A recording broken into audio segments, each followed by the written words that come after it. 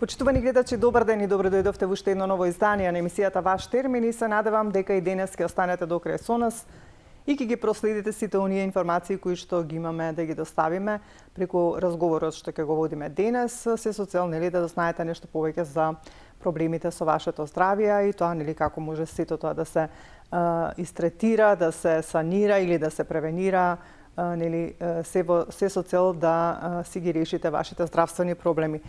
Пред известно време, така случајно, проследев еден разговор, така дојдов и до мојот денешен соговорник, тоа е доктор Роберт Јаневски, кој што морам да прочитам, бидејќи има многу титули, инженер по биохемија и физиологија, магистар по молекуларна биологија и доктор на науки по генетика.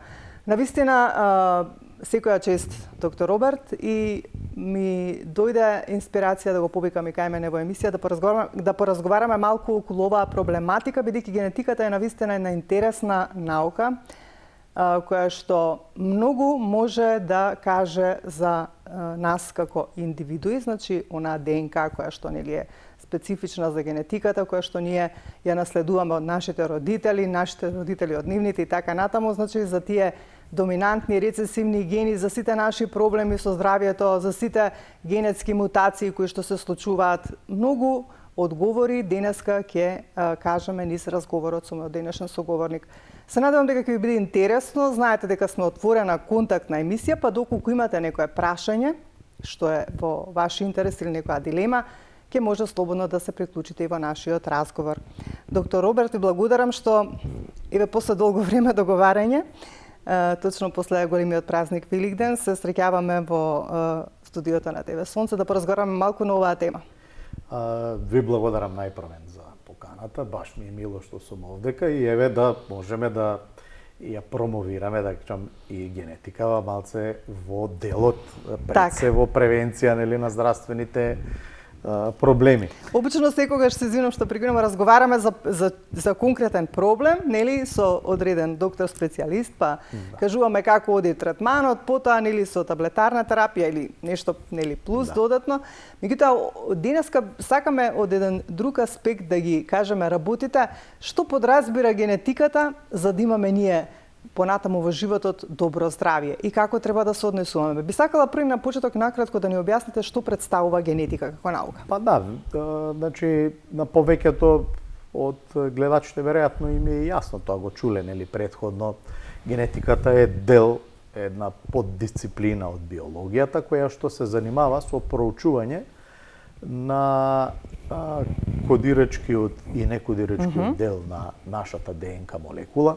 Значи, ДНК молекулата е вградена во секоја клетка, во сите живи организми и на основ на кодот во таа ДНК молекула, понатаму преку повеќе молекуларни процеси се формираат сите ензими, сите хормони, сите структурни протеини и целокупното функционирање на еден организам е запишано во таа ДНК. Генетиката е наука која треба да ни помогне да го проучиме тој процес, да научиме како тоа функционира, да предвидиме дали можеби некаде постојат некои варијанти кои укажуваат дека некој протеин ќе биде поинаку дизајниран од што е иницијално замислен во природата. Тоа можеби ќе донесе до некоја променета функција, подобра или полоша, кај определен организам. И, впрочем, ние сите и така сме различно градени, токму поради тие мали промени, варијации во нашите гени, и некој од нас е повисок, некој е понизок, некој е предиспониран на зголемена телесна тежина, некој има побујна коса како мене, некој не, кои што се сите такви варијации кои што се запишани во кодот. И воедно тие варијации преку генетиката треба да ни укажат на тоа дали постои определена варијанта која што е, ние така ги нарекуваме во генетиката патогени варијанти, познати причинители на определени болести. Дали постојат некои варијации кои што носат определен ризик, но тој ризик е зависен и од надворешните услови, или па, напротив, таму све функционира како што треба, што не значи дека тогаш треба да се опуштиме, нели, дека не може ништо да се случи, затоа што непредвидливи се надворешните фактори. Не се тоа 5 фактори, тоа се илјадници надворешни фактори. И, значи, генетиката е стигната сега до ниво да ја симплифицира ДНК молекулата во еден сет од букви, кои што понатамо ги трансформираме во определен код и на тој начин софтверски, како соодветен алгоритам, утврдуваме што тоа навистина значи. Знаеме дека има доминантни и рецесивни гени, тие се оние кои што нели се наследуваат од родителите кај децата и понекогаш еве вака кога ќе се роди некој дете, кога ќе порасне и ќе кажат нели некои од роднините се си наследил од таткото, па дури и карактерот. Како е можно тоа? Не е баш така. Кои се тие гени што се постојат, видите. Значи ние за секоја карактеристика имаме два гени. Еден од таткото, еден од мајката. За сите хромозоми се и така кај нас, нели, пар имаме. Секогаш се пар. Секогаш се пар. Меѓутоа организмот чита од едниот само од нив. Тој е, да речеме, во случајов доколку постои таков доминантен ген, тој ќе биде експресиониран, видлив во нашето тело, а понатаму може да го префрлиме или тој, активниот, а може да го префрлиме и другиот. Нема тука правило кој ген ќе отиде понатаму. И да речеме, тоа во определени кругови така се коментира, како ете да речеме повеќето од гените се наследени од овој родител или од тој, али практично 50-50. Секогаш. Ама кои се доминантни, тие што се видливи. Тие се видливи. Ете така јас кога учев генетика во средното образование во Никола Гарев, знам ни кажуваат дека доминантните гени се тие кои што се оние видливите кои што нели доминираат и влијаат на детето кога имаме два рецесивни гени. Може да се наследат два рецесивни, и од едниот и од другиот родител. Што се случува тогаш? Тогаш во тој случај, доколку станува збор за определена варијација на ген, која што предизвикува определен патолошки исход, да речеме некој протеин не работи како треба, тогаш веќе организмот нема од каде и мора таа рецесивна форма да ја експресионира, нели, во организмот, и некогаш настануваат проблеми медицински, кои што се поврзани со определени болести. Така, знаете, тука доаѓа она во предвид да се искоментира можноста за брак кога се некои блиски роднини. Што тоа значи? Тоа значи дека имаат слични гени помеѓу себе. И дека може да се случат некои мутации. Не мутации, него веројатно се исти носат рецесивни гени за определени проблеми.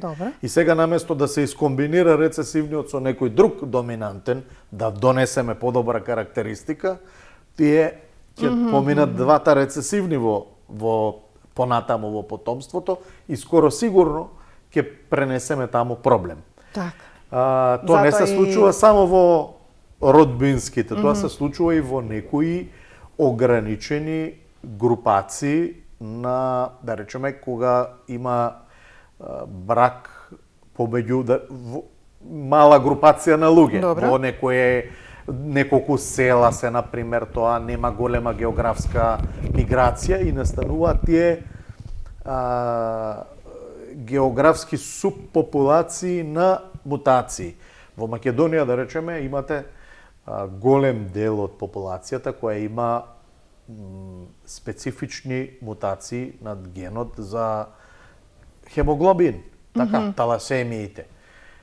Тие се мутации кои што се настанати, се рецесивни, меѓутоа настанати се во определени микрогеографски подрачја на Македонија и нормално дека поради немањето можност за нов ген доминантен да влезе и значително се зачестиле во определени популации. Имаме 30-40% некаде.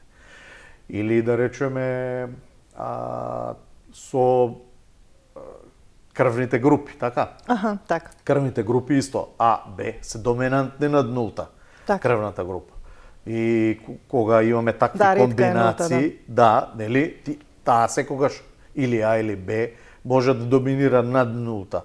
Меѓутоа, и тие се мутации настанати на протеини на површината на црвените крвни зрнца, па од нулта, која нема никакви протеини, настанале овие другите. Значи, ова е постара еволуциски, овие се понови еволуциски, ама се доминантни, бидејќи ги имаат тие протеини. Али, ете, има такви, нели, илјадници, видите, ние имаме во процесиве што ги работиме во нашата лабораторија, има некои, да речеме, такви наследни болести, кои што се поврзани со стотина различни гени. Само една состојба. А ако работиме цел панел за повеќе состојби, тогаш станува збор за десетина илјади гени дури. Вистина фасцинантно. Да. Кога слушав еден ваш разговор, ми беше интересен еден податок. Кажавте дека и тоа и е така, дека сите генетски мутации дека не се лоши. Па да, секако дека сините очи порано не постоеле, светлите и зелените предпоставам.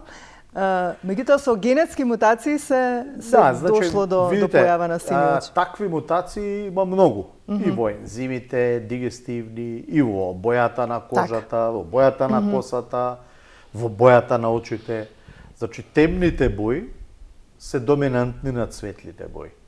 И сината боја на очи се појавила, нели, како резултат на една мутација и таа е рецесивна и доколку дојде во комбинација на доминантни гени темни и рецесивни светли, потомството секогаш ќе има темни. Така. Меѓутоа, нели, како викате вие, се случува некогаш од родители со кафени очи да имаат сини. Ама имаат затоа што имаат двајцата родители по еден рецесивен син. Кој што го носи. Рецесивен син, така. Тие имаат еве вака, кафен, син. И сега кој ќе се префрли понатаму, нели, двата сини. Сини се префрлиле и затоа се добиле сини очи. Да, сини очи. Исто е, да речеме, и за некои од нашиве дигестивни состојби. Така, например, генот за кој го кодира ензимот за разградување на лактозата. Имаме ние ензим лактаза, кој што ја разградува лактозата. Така. И тој исто така, во природата, дивите форми на гените, после некое време во текот на животот, се гасат. Не работи тој, бидејќи во природата, во еволуциски збориме, освен од мајката, немало од каде да се пие млеко, нели, не били уште препитомени животните. Меѓутоа се појавила исто во северноевропските земји, како и сините очи, се појавува оваа мутација за ензимот лактаза, да може да остане активен подолго време и после третата и четвртата година.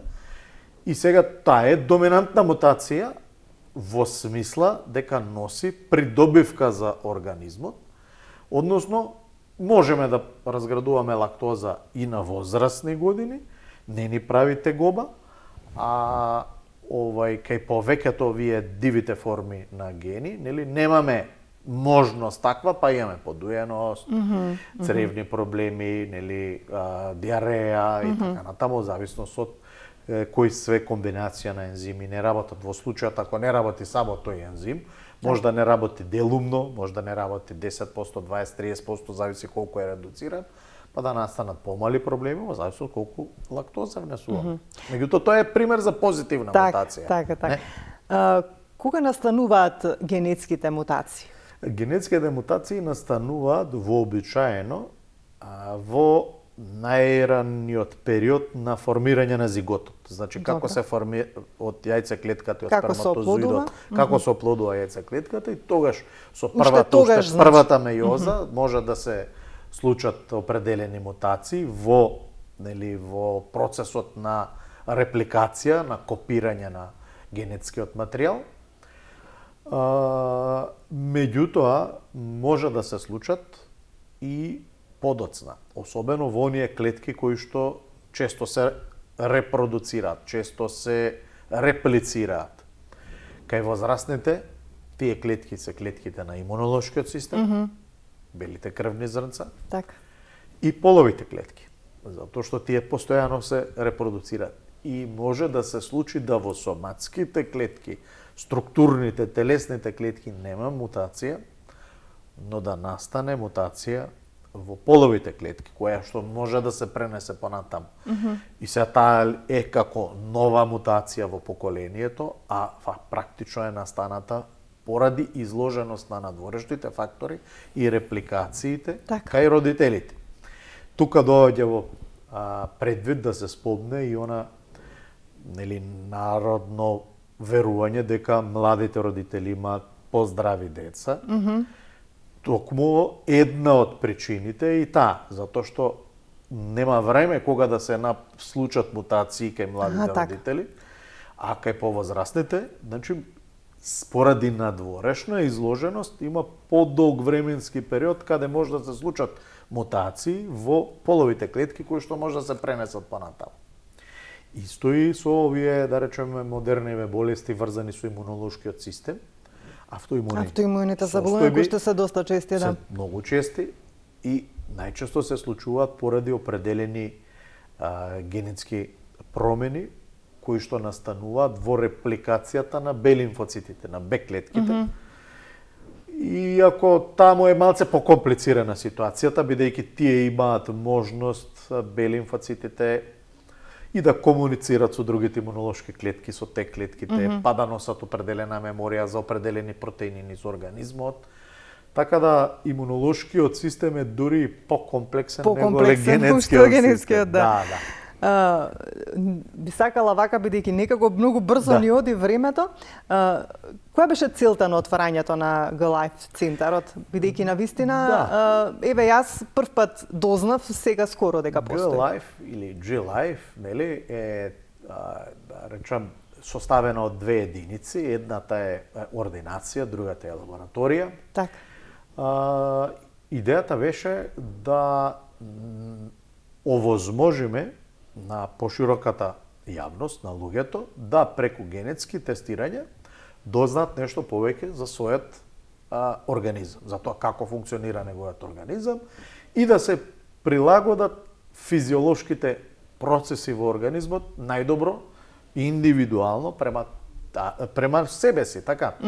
Па така имаме ние определени тестови таму, или така наречени нутригенетски тестови, тоа е ултра популарно низ светот сега, на основ на кој што може да се направи индивидуален, нутритивен пристап, таблица за исхрана, диета, која што одговара за секоја индивидуа посебно. Како ги процесира јаглените хидрати, како ги процесира мастите. Буквално да одговара на една индивидуа. Одговара токму само за него, на основ на неговата генетика. Како процесира витамин А, Б, С, Д и така натаму. И на тој начин да се измодифицира храната да одговара точно за тој организам.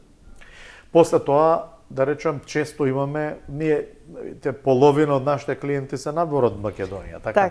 Имаме неколку спортски клубови од Англија кои што редовно младите тие што почнуваат да тренираат фудбал, правиме за нив испитувања во нашиот центар за нивните физички предиспозиции, мускулен раст, мускулен развој, можност за... Значи сето тоа може да се дознае преку генетското испитување. Сето тоа е генетско. И најдобро да се прилагоди тренажниот процес за таа индивидуа. Дали ќе биде тоа елитен фудбалер, или ќе биде рекреативен фудбалер, или елитен кошаркар, сето тоа може да се види во ова и најдобро да се прилагоди. Така.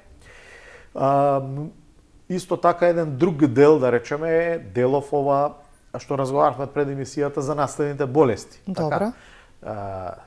Како и ја почнавме разговоров денеска, ние носиме определени, нели, Кажавте дека се извинувам што прекинувам, дека подоцна, колку повеќе се чека и за брачните партнери кога треба да имаат потомство, толку е поверојатно дека нели ќе се не е само тоа причина, рефлектира, тоа е едно тоа е една од милион што кажат.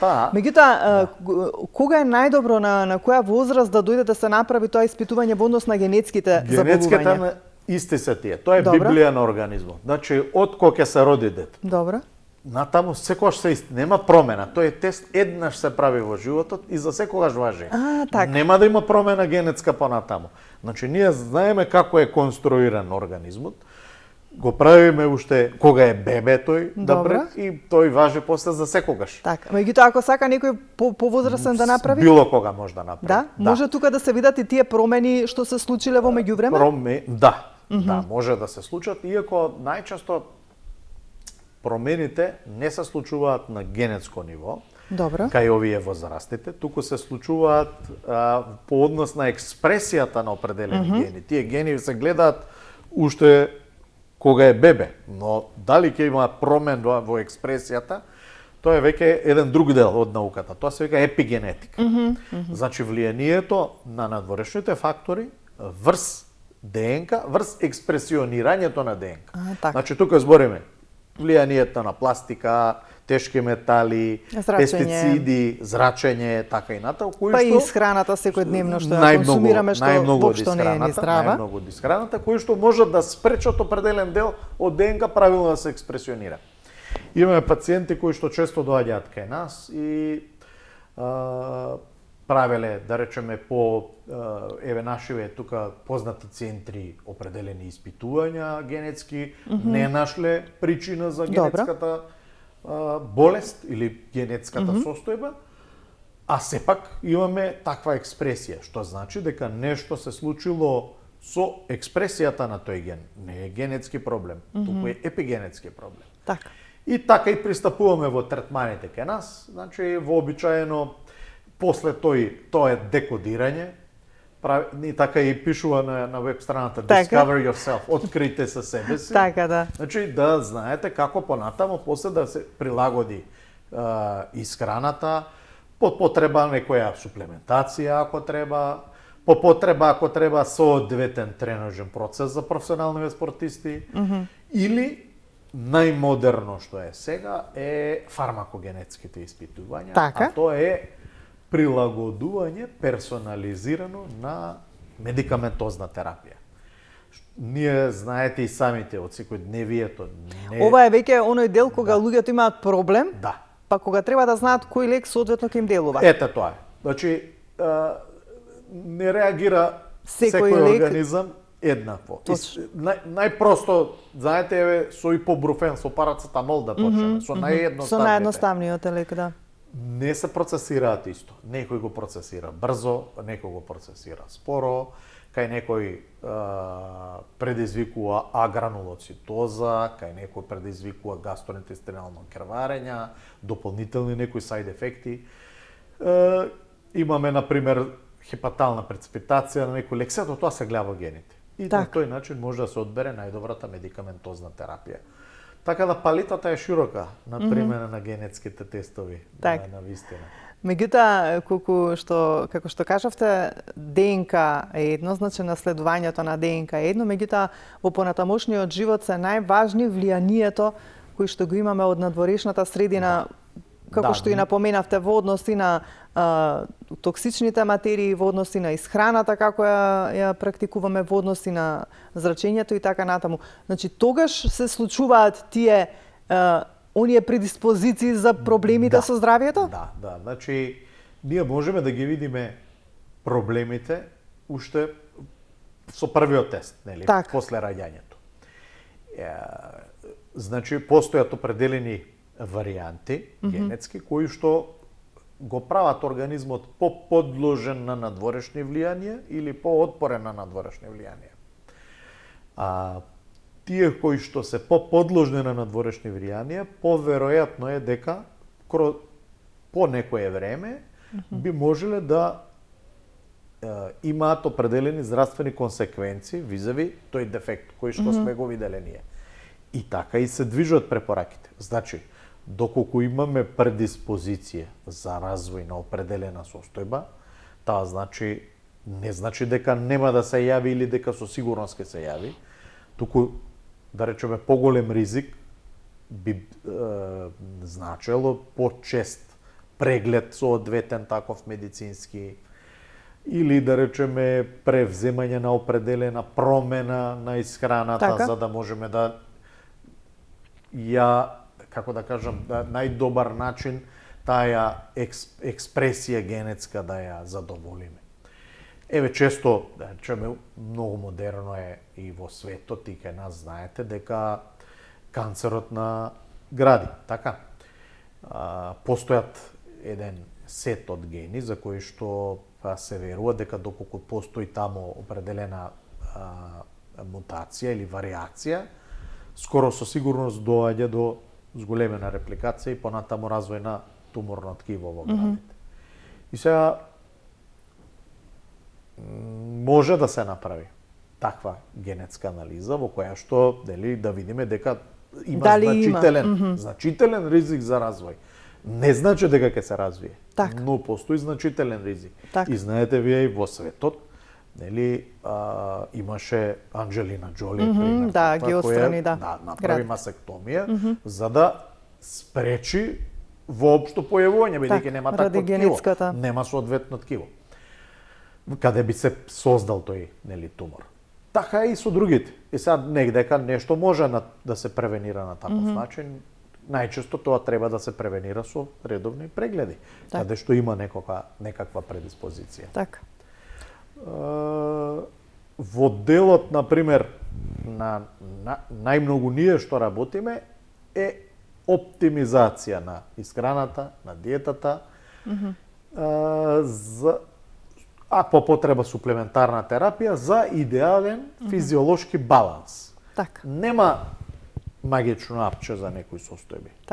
Еве, сега стварно ќе одредиме некоја генетска состојба и сега по светот има и поголеми можности. Веќе можеби сте чуле, постојат и тие така наречени ензимско-заменски терапии, генетска терапија со промена на генетскиот код спада може да се експресионира протеинот правилно. Меѓутоа, кај нас се уште е рано за тоа, затоа идеме еден чекор поназад, односно прилагодување на организмот најдобро што може да функционира во условите во кои што функционира. И сега, општо еве, кога станува збор за превенција на проблемите кои што може да настанат од ДНК наследените гени, како оди, накратко да ни објасните? Испитувањето, колку време трае испитувањето, после тоа, претпоставам дека да. Значи, ние вообичаено правиме едно кратко интервју, најнапред со заинтересираните пациенти, и ми го објаснуваме таму процесот, да видиме дали постојат навистина генетски ризици. Како знаете, веројатно веќе ДНК е секаде иста во секоја клетка. Таа е иста и во коренот на влакното, и во плунката, и во крвта, и во кожата, и во секаде е иста. И поради тоа правиме еден неинвазивно земање на биолошки материјал, обично со форензиката. Да, во форензиката е наједноставно, бидејќи видите, во медицинските центри најчесто тргнуваат со земање на крв, затоа што таму има голем број на леукоцити, бели крвни зрнца, нема многу бактерии и добивате стартно чиста убава ДНК со која што може да се работи понатаму и да не се троши многу на прочистување. Меѓутоа е инвазивна метода. Кога е педијатарски пациент, малце земање крв и така, специфично е. Ако ќе се земе од уста, и овде ќе има илјадници, стотици илјади клетки од кои што може да се екстрахира ДНК, со тоа што тука има и бактерии доста. Треба да се очисти таа првен бактеријската ДНК и да остане чиста. Да, со тоа работиме. Анализата може да трае неколку дена, може да трае и неколку месеци. Од што зависи тоа? Се зависи од комплексноста на анализата која треба да ја добиеме. Значи, ако правиме панел, тој е сега буквално цело испитување. Да. цел екзон, значи сите кодирачки гени или цел геном, нели сите, тоа се 1 милион страници текст. И сега тоа треба да се прочита, нормално сега со вештачка интелигенција, со компјутер иде побрзо, меѓутоа пак е голем сиров материјал. Там, кога ми кажавте стварно колку страници 4-5 гигабајти. Точно, да. Дата податоци кои што треба нели да се isprocesiraат компјутерски и на основ на тоа се направи извештај. И сега едноставно е кога имаме 3-4 генетски варијанти, тоа за неколку дена се прави. Ама ако имате ако се неколку десетина или стотина илјади варијанти, треба повеќе време. За нас е најлесно кога знаеме што бараме. Затоа се прави тоа иницијално интервју. Затоа што предпоставуваме на основ на клиничката слика што бараме и превентамо бараме во тој дел од ДНК, иако најеме побрзо ќе трае анализата.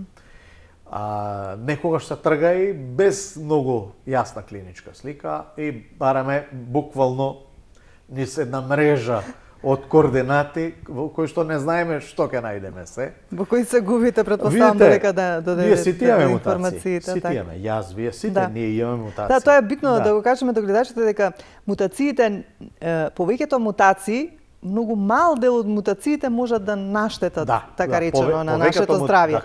Повеќето се позитивни на некој начин. Најголем дел се позитивни, дел се неутрални, односно немаат некое големо влијание, нити во зголемување, нити во намалување на активноста на определен протеин ензим.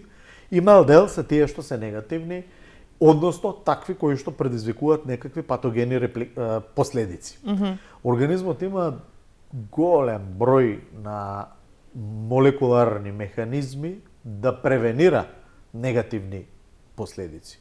Значи, он може и да компензира, да создаде некој друг ензим повеќе, да создаде некој друг хормон повеќе, некој друг протеин, кој што ќе ја направи физиолошки поподнослива таа ситуација.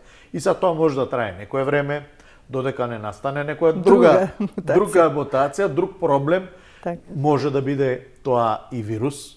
Видите, вирусите... Да, тоа сакав да прашам следно, колку, со се тоа што го поминавме, со ковид пандемијата, особено ковид вирусот, особено и вакцините кои што, нели, прочем ги примавме различни типови на вакцини, предпоставам дека оние кои што беа со жив спајк протеин беа по... Друго е тамо малце, не е баш директно во ДНК, меѓутоа имаше вакцини кои што имаа во себе месенџер РНА. Така, да. Информацијска РНК. Поштетен е самиот вирус за ДНК или вакцината? Не. Значи, како влијаат? Вирусите и обичните вируси, секој, не само ковид. Да, секој вирус, тој е задолжителен паразит. Тој нема биолошка можност сам да се размножи. Значи, секој вирус, најпростите аденовирус, секој ден што се среќаваме со нив, коронавирусите, значи, тој мора да дојде до клетката, до било која клетка, да ја внесе парчето од својата ДНК во нашата ДНК, да ја внесе внатре и да ги искористи механизмите на нашата клетка домаќин да го размножат тоа парче. Значи, тој не може сам да се размножи. Како бактериите се комплексни. Тие можат и надвор да се размножуваат, така? Имаат се, како и нормална клетка. Вирусот е ништо, тоа е само една дел од ДНК или РНК молекула и капсула од протеин. И тој мора да се вгнезди за да се размножи. И сега, молекуларните механизми се дека ние од нашата ДНК преку репликацијата формираме РНК молекула, нели, информацијска РНК молекула, која што во рибозомите, тие органели таму, треба да се прочита и да се формира некој протеин во организмот. Модерниве овие вакцини што бија на Pfizer, да речеме, се такви информацијска РНК која што го учи нашиот имунолошки систем дека постои некаков вирус со оваква структура кој што треба да биде нападнат кога би го виделе во иднина. И сад тоа е многу напредна технологија. Така. Веројатно сите вакцини во иднина на таков начин ќе бидат. Добро. Дури и овие... Сметате дека не е тоа штетно?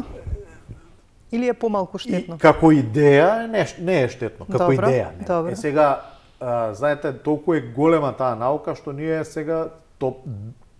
сега почнуваме да ги учиме тие чекори. Како замисла е идеално тоа, така треба да функционира. Конвенционалните вакцини функционираат со вбризгување на протеин од вирус, нели, во телото, па чекаме нашиот имунолошки систем да примети дека ова е нешто различно, па онда формира, нели, антитела. А овамо, овие нови вакцини се вбризгува информацијата за да формира. Проблемот е сега таа информација дали е подложна на понатамошни промени структурни во нашиот организам, бидејќи до таму уште не знаеме, не сме стигнали. Гледате и сега веќе има еден куп научни веќе нови публикации кои што укажуваат дека не секогаш таа информацијска еренка резултира само со таква информација, туку може да резултира и со промена, мутација на самата еренка, која што ќе резултира со друг тип на протеин. И значи ние немаме заштита практично.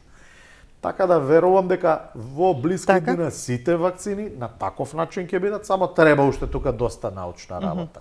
Значи сите оние вируси кои што ние ги прележуваме на некој начин, оние настинки, оние инфекции вирусни, дали се нели на горно респираторни, на долно респираторни патишта, нивната ДНК е во нас. И меѓутоа што може да предизвика? Може ли некој пореметување или некои може секако додатни проблеми со здравието со текот на времето? Може. Значи има определени вируси кои што се инсертираат и на тој начин практично целата рамка на читање на таа ДНК ја поместуваат и може да предизвикаат промени. Ние голем дел од нашата ДНК, може би сте прочитале, имаме ние еден дел се вика junk DNA, не знаеме зашто е. Нели, кодирачки, некодирачки дел и junk DNA, ѓубре. Така. И тоа junk DNA, најголем дел од тоа е вируси од нашите предци. Значи, што ги носеле со нив, па и ни ги пренесуваат и ги пренесуваме, понаму. И сега тие, организмот научува дека тој дел не треба да се чита, и го чита само кодирачкиот дел, а меѓутоа нема начин како да се откачи од тоа и да не го пренесе понатаму. Так. Во зависност од местото, локацијата каде се инсертира таа ДНК, знае да направи проблеми и некои вируси прават такви сериозни проблеми. Да речеме, може да направат проблеми во епигенетска експресија на определени протеини. И тоа веќе влегуваме во еден нано свет во кој што значи вирусологијата се уште истражува и доаѓа до нели овие prion disease, нели, каде што нема ни ДНК, туку има само некаков протеин кој што понатаму влие на другите протеини да изгубат својата функција. Значи уште се упростува. Значи вирусите се, видите, рековме облигатни паразити. Так. Меѓутоа они ја губат, значи, својата функција во текот на еволуцијата, не стануваат посложени, туку попрости стануваат. За да поедноставно паразитираат кај организмот. Так. И да нели се пренесат од еден на друг, од еден на друг. Полесно да се пренесат. Немам уште многу време, само би сакала ваку што да ве прашам во однос на аутистичниот спектар кај децата, нели бидејќи навистина од година во година се почеста е појавата. Што е причината и дали се и тие некои генетски мутации, од некои генетски мутации е предизвикан или? Да.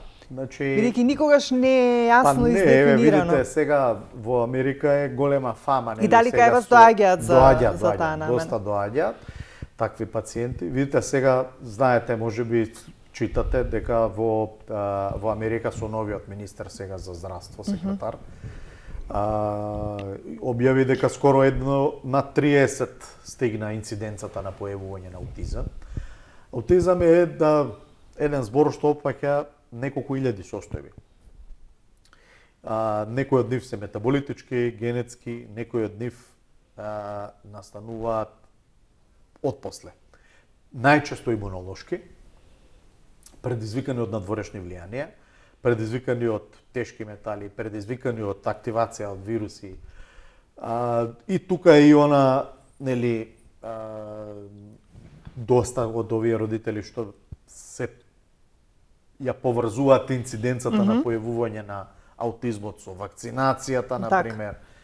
Тоа е се лоша имунолошка реакција на организмот кон надворешните фактори. Што значи блокада на дел од експресијата на ДНК, создавање на антитела против некои неуротрансмитери, на пример, кои што имаат понатаму мимикрија, личат на аутистично однесување, а гените, познатите гени кои што предизвикуваат аутизам или други невроразвојни слични пореметувања, не сме ги нашле.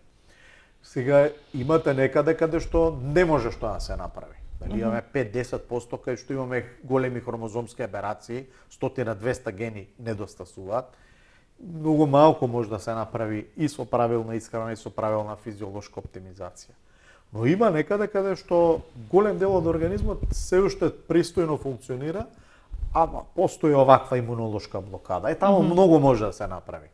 Затоа што со правилна диета, со правилна оптимизација суплементарна на организмот, можеме да ги намалиме тие антитела против неуротрансмитерите и значително да подобриме општата ситуација, каде сме имале многу такви пациенти во последните, може да речам, последнава година, сигурно имам 200-300 такви пациенти што доаѓаат за диета, за препораки, за оптимизација, без утврден генетски ризик за јавување на невроразвојни болести. Така. И сега вака како за крај би говорела навистина што е многу, меѓутоа толку е времето предвидено за емисијата. Би сакала вака на крај, бидејќи како што кажав и јас прв пат дознав дека постои ваков центар, G-Life или G-Life како што кажавте. Зашто може се, еве, оние кои што не следат, кои што ќе ја следат емисијата и во репризните изданија, зашто се можат да дојдат кај вас? Какви се услуги нудите? Вака да го заокружиме разговорот, бидејќи сепак ги делиме тие на неколку делови. Значи, еден дел е таа, да кажам, генетика на предиспозиции кон определени состојби. Значи, нутригенетика, фитнес, скин, нели, за предиспозиција на здравјето на кожата. После тука спаѓаат, да речем, овие наследните болести. Што имаме друго? Имаме дел од нашиот центар кој што се занимава со ретки болести, Значи и третман на некои проблеми. Имаме и третман, да. Имаме дел кој што во кооперација со, да речеме, некои од универзитетите кај што исто и јас се уште сум дел од нив, универзитетот Мисури, универзитетот Стафоршир, каде што соработувам, па некогаш некои анализи препраќаме таму, па речеме во однос на некои поспецифични биохемиски или имунолошки анализи, кои што ни помагаат овдека во, нели, советувањето на нашите пациенти до... Така, вие сте еден голем тим, само така да кажем. Да, имаме, во моментов сме 17 луѓе во G-Life. Сепак не е мал, да. Од тие 17 луѓе, значи има 20 се доктори, имаме 4 овие молекуларни биолози, кои што работат, имаме нутриционист, диетолог. Буквално секој да си ја одработи својот дел од работата. Затоа што физиолошката оптимизација е комплексен процес, така е. Некако од овој разговор што го говоревме досега, вака некако барем јас според мене, еве како ги сваќам работите, што би било добро. Ми се чини дека последниве години, ајде децении наназад, некако мајките не ги доат своите деца. А тоа ми се чини дека е многу важно според она што го говоревме, така? Колку можат подолго да ги доат своите бебиња? Важно е затоа што раниот имунолошки систем кај бебињата се превзема од мајката. И заменските формули не секогаш, ако не и никогаш, не надополнуваат вистински оваа потребата која што имаат од имуноглобулини кои што ги добиваат од мајката. А исто така и еден друг момент, се подоцна младите стануваат Така е. родители, да апелираме што помлади станат родители, Тие поздрави видите. ќе бидат децата, според она вие што го Па кажавте. еден од факторите е тој и тоа нормално во статистиката се гледа веќе. Така Так, да немам Доктор Роберт, мене ми беше навистина задоволство денес да разговарам со вас.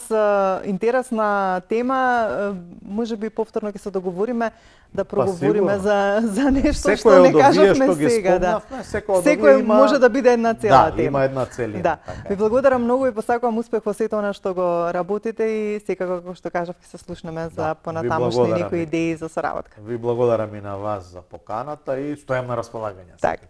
Почитувани гледачи, тука ќе ве поздравам јас за денес со ова сето што го говоревме со доктор Роберт Јаневски, кој што е генетичар, а и многу други нешта, нели напоменав на почетокот, навистина комплексно образована личност која што еве веќе мислам дека од 2019 така Роберт работи во G-Life или G-Life, оние кои што сакаат да го добијат можат да влезат нели на Google да изгуглат и да го најдат центарот. Секако ве оставам јас во убаво расположение, имајте добро здравје, а ние повторно ќе се видиме за 7 дена во исто време со нова тема и нов соговорник.